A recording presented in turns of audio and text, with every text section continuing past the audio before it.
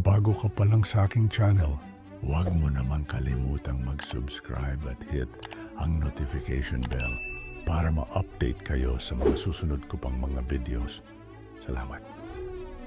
Narito ang 10 lumang barya ng Pilipinas na may halaga mula 1960 hanggang 1962. Ika-10 sa listahan. Philippines 1962, 5 centavos coins. Ginawa noong 1958 hanggang 1966. At tumitimbang ng 4.8 gramo.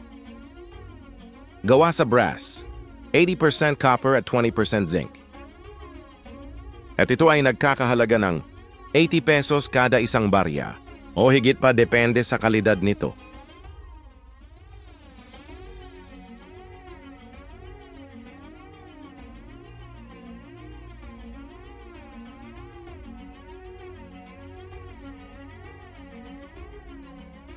Ika-9 sa listahan.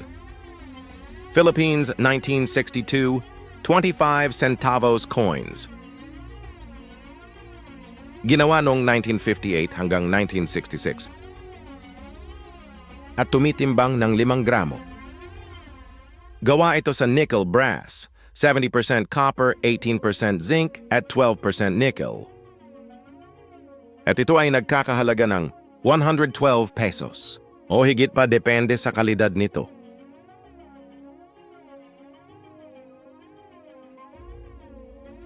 Ika-8 sa listahan. Philippines 1960, 25 centavos coin. Ginawa ito noong 1958 hanggang 1966. At tumitimbang ng 5 gramo.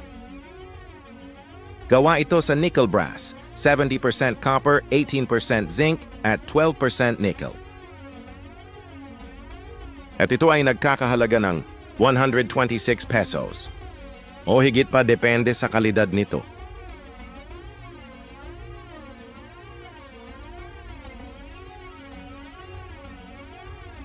Ika-7 sa listahan. Philippines 1960, 1 centavos coin.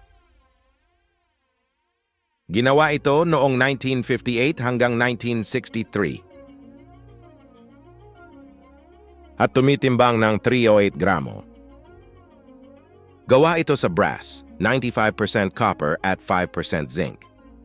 At nagkakahalaga ng 211 pesos o higit pa depende sa kalidad nito.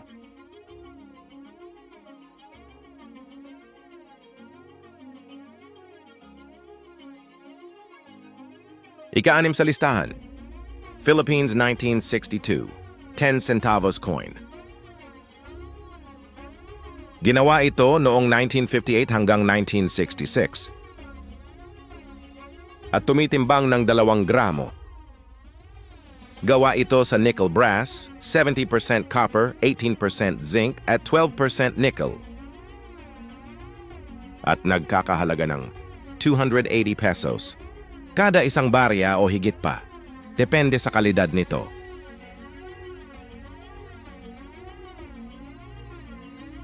Ika-5 sa listahan. Philippines 1960, 20 centavos coin. Ginawa ito noong 1958 hanggang 1966. At tumitimbang ng 5 gramo. Gawa ito sa nickel brass, 70% copper, 18% zinc at 12% nickel. At nagkakahalaga ng 550 pesos. Kada isang barya o higit pa depende sa kalidad nito. Ika-4 sa listahan. Philippines 1960, 10 centavos coin. Ginawa ito noong 1958 hanggang 1966. At tumitimbang ng 2 gramo. Gawa ito sa nickel brass, 70% copper, 18% zinc, at 12% nickel. At nagkakahalaga ng 560 pesos. Kada isang barya o higit pa depende sa kalidad nito.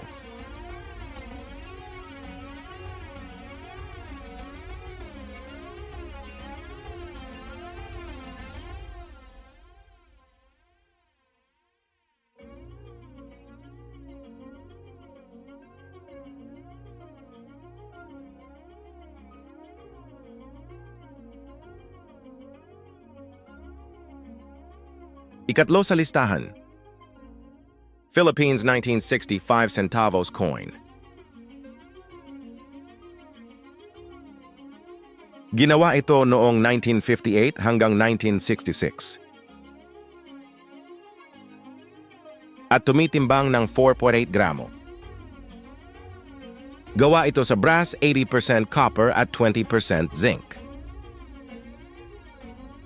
At nagkakahalaga ng 565 pesos. Kada isang barya o higit pa depende sa kalidad nito.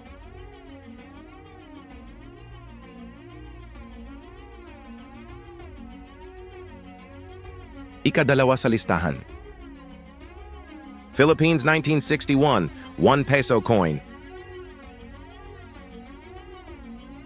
Ginawa ito noong 1961.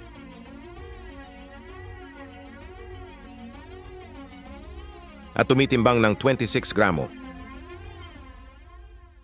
Gawa ito sa silver 90% at copper 10%. At nagkakahalaga ng 2,200 pesos. Kada isang barya o higit pa. Depende sa kalidad nito.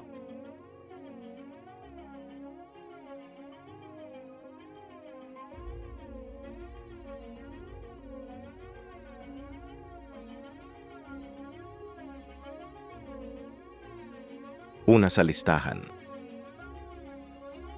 Philippines 1961 1/2 peso coin.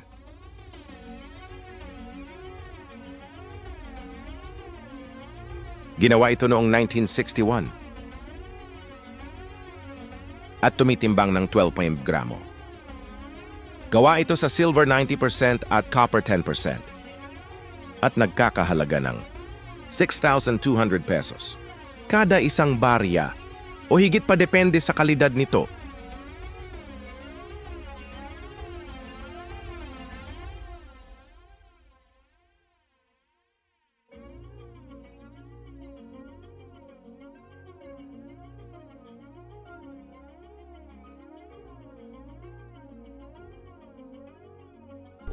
Paano ba yan? Hanggang dito na lang tayo. Sana meron kayong napulot na kaunting kaalaman sa video na to.